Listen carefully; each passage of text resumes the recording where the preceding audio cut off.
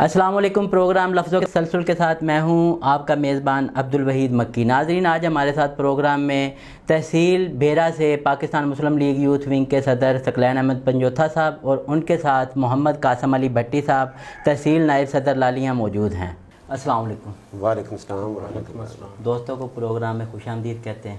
بہت شکریہ جی. اور سنائیں کیسے ہیں؟ الحمدللہ ٹھیک ٹھاک. اچھا ثقلین بھائی, سب سے پہلے آپ سے پوچھنا یہ تھا کہ آپ صدر ہیں یوتھ ونگ تحصیل بھیرا کے. جی جی. تو آپ یوتھ کو ایک پلیٹ فارم پہ اکٹھا لے کر چل رہے ہیں, جو کہ بہت ہی مشکل نہیں ناممکن کام ہے, کیونکہ ہر نوجوان کا اپنا اپنا جو ہے مائنڈ ہے, سوچنے کا بھی انداز اپنا ہے. تو آپ ان سب کو اکٹھا لے کر کیسے چل پا رہے ہیں؟ اعوذ باللہ من الشیطان الرجیم. بسم اللہ الرحمن الرحیم.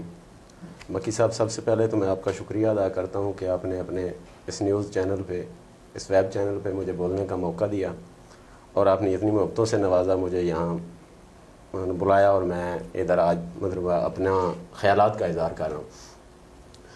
سیکنڈلی, آپ نے جو سوال کیا ہے یوتھ ونگ کے حوالے سے کہ یوتھ ونگ کو لے کر چلنا کیسا ہے یا مشکل کام ہے, اس کے لیے میں اپنے آپ کو انتہائی خوش قسمت تصور کرتا ہوں, کیونکہ میرے پاس جو وہاں مقامی لیڈرشپ ہے, ملک صہیب احمد بھرت اور ڈاکٹر مختار احمد بھرت صاحب, وہ ایسے لیڈران ہیں کہ میرے حلقے کے نوجوان ان کے گرویدہ ہیں. ان کا جو وے آف پالیٹکس ہے وہ ایک انتہائی منفرد قسم کا وے آف پالیٹکس ہے.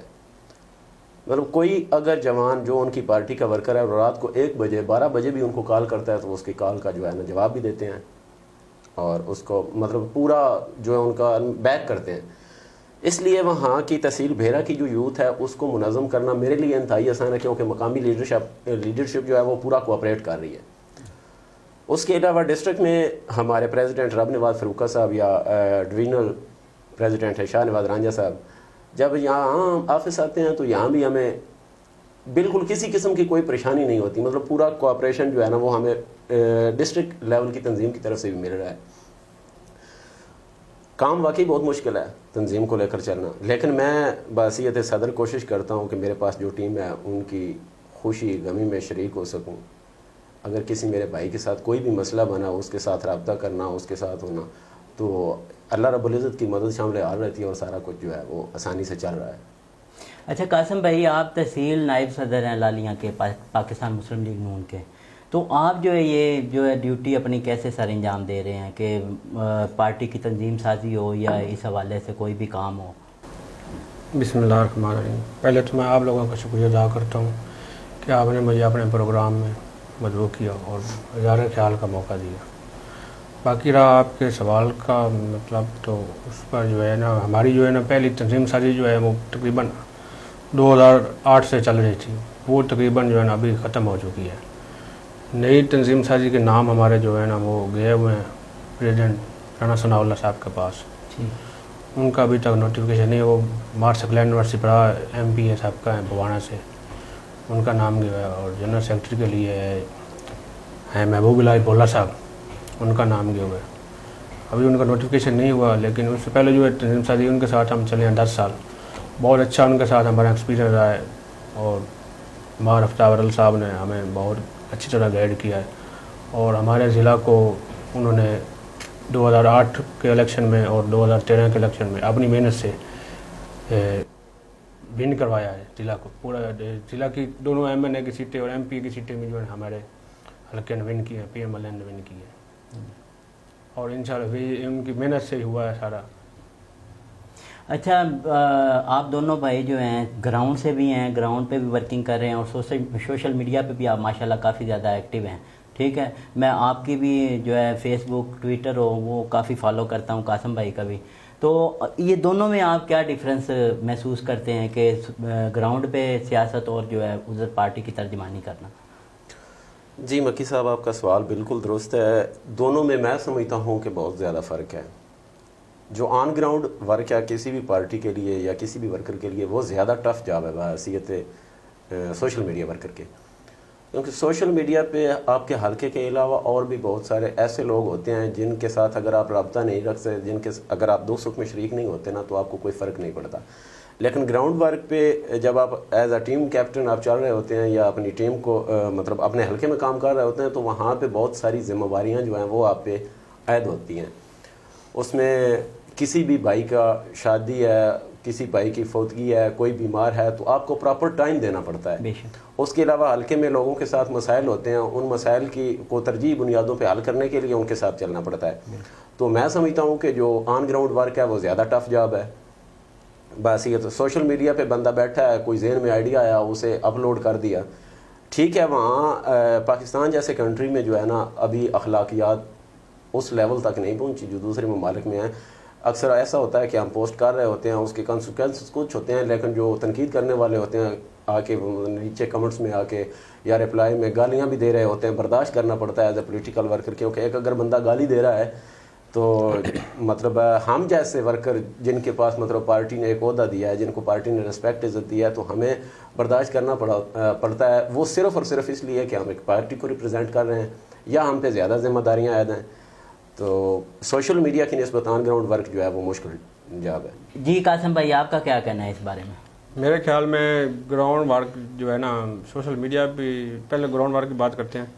گراؤنڈ ورک جو ہے نا وہ سب سے مشکل کام ہے, اور محنت زیادہ کام کرنے والا پارٹی کی جو ہے نا زیادہ پاپولیرٹی کی محنت جو ہے نا وہ گراؤنڈ ورک کر دی جاتی ہے. اور سوشل میڈیا کا جو ہے نا آج کے دور کا سوشل میڈیا جو ہے نا وہ بھی ٹھیک ہے, سوشل میڈیا پر بھی اچھی بات ہوتی ہے.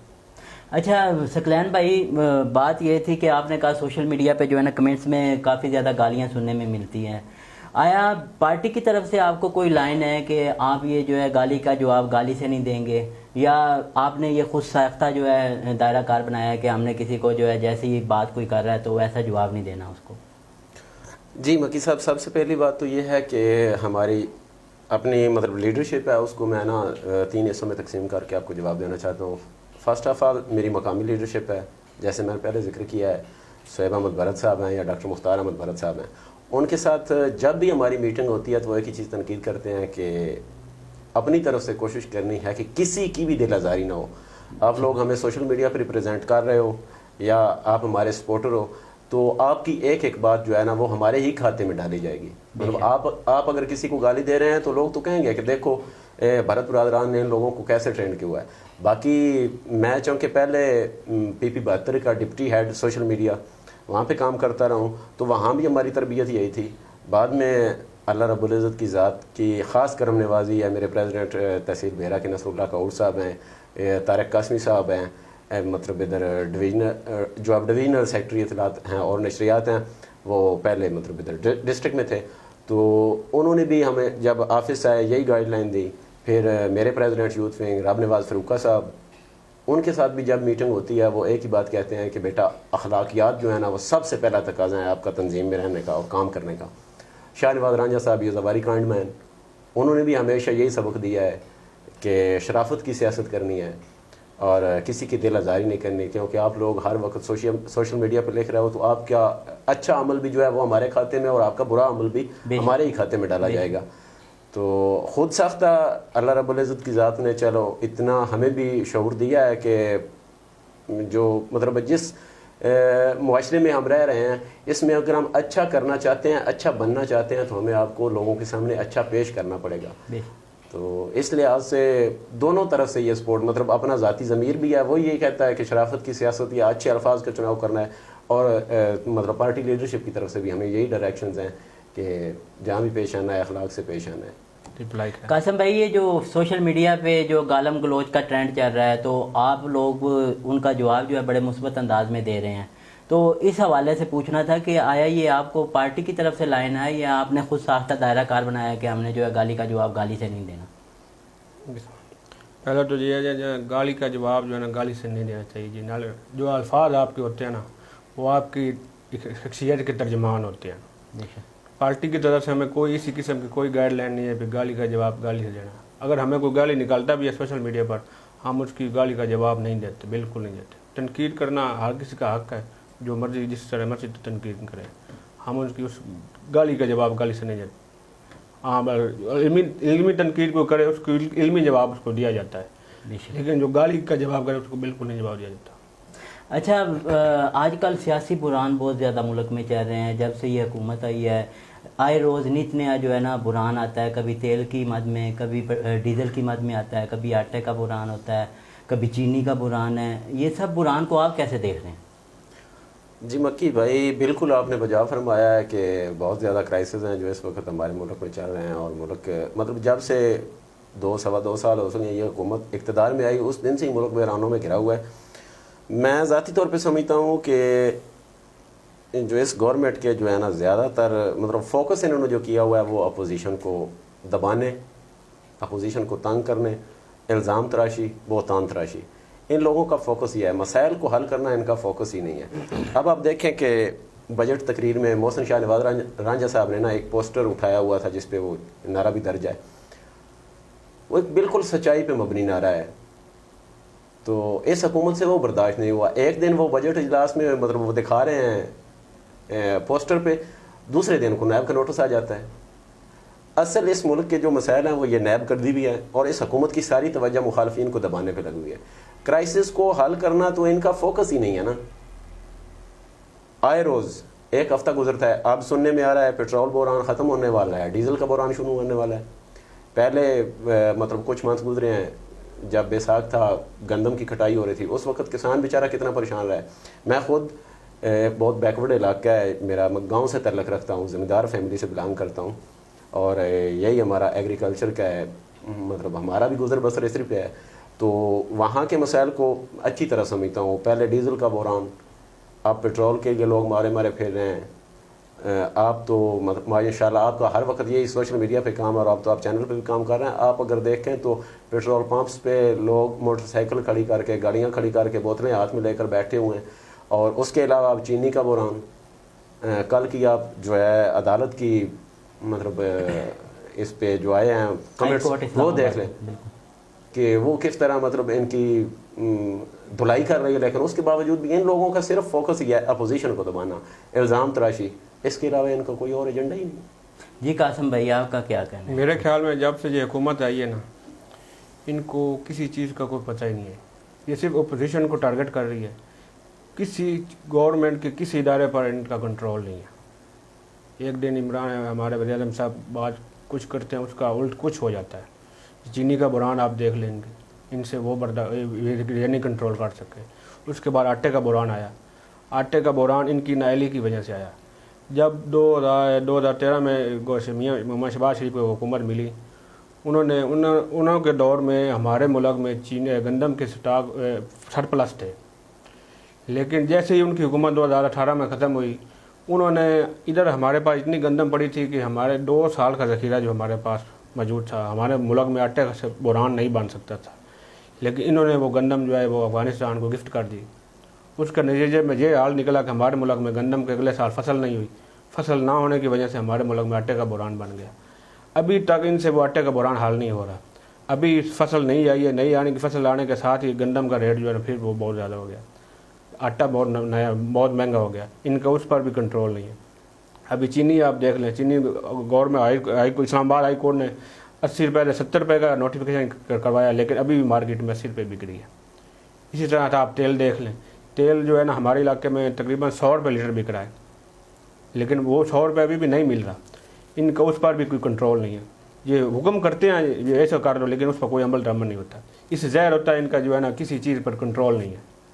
اچھا آپ نے کہا کہ کنٹرول نہیں ہے، لیکن ان کے پاس جتنے بھی سیاستدان اس پارٹی میں ہیں، پاکستان تحریک انصاف میں، وہ سب پہلے بھی وزراء کی سیٹ پہ رہے ہیں کسی نہ کسی پارٹی میں، ٹھیک ہے، سب سیزنل پالیٹکس ہیں، انہوں نے 4-4 5 ٹرنور جو ہیں لے کر آئے ہوئے ہیں ایم این ایز کے، تو پھر بھی یہ کوتاہی، اس کوتاہی کا آپ کو بتائیں کہ کس وجہ سے ہے یہ کوتاہی؟ بیڈ گورننس، ان کو پتہ نہیں ہے، یہی ہے جس وجہ سے۔ جی سکلین بھائی، میں سمجھتا ہوں ان کو سب کچھ پتہ ہے، ان میں وہ کیپیبلٹی نہیں ہے، ان میں وہ اہلیت نہیں ہے کہ ان مسائل کو حل کر سکیں، یا ان کا جو ہے نا جیسے میں پہلے عرض کر چکا ہوں کہ ان کا فوکس کچھ اور ہے، یہ مسائل کو حل کرنے کے لیے آئے ہوئے ہی نہیں ہیں۔ آپ ان کی پوری ہسٹری اٹھا کے دیکھ لیں، 2-2.25 سال کا جو ان کا ٹینور گزر چکا ہے، کبھی آپ کو نظر آیا ہو کہ ان کی توجہ جو ہے واقعی مسائل کو آئیڈینٹیفائی کرنے پہ ہے؟ حالانکہ اپوزیشن ان کو اسمبلی سیشنز میں بار بار کہہ رہی ہے کہ وہ ایک پلیٹ فارم پہ مل کے بیٹھتے ہیں، اکانومی کا کچھ سوچتے ہیں، اس کے علاوہ باقی مسائل ہیں۔ جب آپ کا پرائم منسٹر اپوزیشن کے مطلب جو ہے لیڈر آف اپوزیشن اس کے ساتھ بیٹھنے کو تیار نہیں ہے، پھر مسائل کا حل کیسے نکالا جا سکتا ہے؟ ہر مسئلے کا حل تو ہے وہ گفتگو شنید سے ہی نکلے گا نا، ٹیبل پہ مل کے بیٹھیں گے تو نکلے گا۔ اچھا، آپ نے نیب گردی کی بات کی جی، نیب گردی کا سامنا کرنا پڑتا ہے اپوزیشن کو، لیکن اپوزیشن بھی خاموش ہو کر جو ہے نا سارے جتنا بھی ظلم ہے وہ سہ رہے ہیں۔ اس کے بارے میں آپ کیا کہیں گے کہ وہ کیوں آیا یہ جو ہے ظلم سہ رہے ہیں؟ جہاں تک میرا نالج ہے اور جو کچھ میں سمجھتا ہوں کہ اپوزیشن میں اس میں چاہے پیپلز پارٹی ہو چاہے پاکستان مسلم لیگ نون ہو، یہ وہ لوگ ہیں جنہوں نے عرصہ دراز سے اس ملک کو مطلب اس ملک پہ حکومت کی ہے، اس ملک کے مسائل کو اچھی طرح سمجھتے ہیں۔ اس وقت انٹرنیشنلی جو ہمارے ملک مطلب جن حالات سے گزر رہا ہے، وہ سمجھتے ہیں کہ اگر ان حالات میں ہم بھی وہی جلاؤ گراؤ یا ہم بھی ٹکراؤ کی سیاست کریں گے تو اس میں ہمارے یہ ملک کا نقصان ہوگا۔ اچھا، تو وہ نہیں چاہتے، کہ وہ چاہتے ہیں یہ چلیں، یہ ملک کو آگے لے کر چلیں، لیکن یہ حکومت خود نہیں چاہتی۔ اپوزیشن میں سمجھتا ہوں اس وقت جو کردار ادا کر رہی ہے وہ مثبت کردار ادا کر رہی ہے، اور ان کو یہی کرنا چاہیے تھا۔ جی قاسم بھائی، آپ کا کیا کہنا ہے اس بارے میں؟ میرے خیال میں جو ہے نا یہ اپوزیشن جو ہے نا مثبت کردار ادا کر لی ہے، وہ نیب گردی بھی برداشت کر رہی ہے۔ اگر وہ نہ کرے، نیب گردی برداشت نہ کرے، اگر ان کے احتجاج پر آ جائے تو ہو سکتا ہے ملک میں جمہوریت کا نقصان ہو۔ جمہوریت کے تسلسل کو برقرار رکھنے کے لیے میرے خیال میں اپوزیشن جو ہے نا وہ یہ سارے ظلم برداشت کر رہی ہے، اور یہ اچھی بات ہے۔ ہمارے ملک میں جمہوریت ہونی چاہیے، اگر کوئی ظلم برداشت بھی کرنا چاہے نا، جمہوریت کا تسلسل رہنا چاہیے۔ پروگرام میں دونوں بھائیوں کا بہت بہت شکریہ جی، آپ آئے۔ انشاءاللہ ناظرین، آئندہ بھی ایسے ہم پروگرام آپ کے لیے لاتے رہیں گے اور مختلف موضوعات پر آپ کو جو ہے پروگراموں سے محظوظ کرواتے رہیں گے۔ پروگرام میں ہمیں اجازت دیجیے، اللہ حافظ۔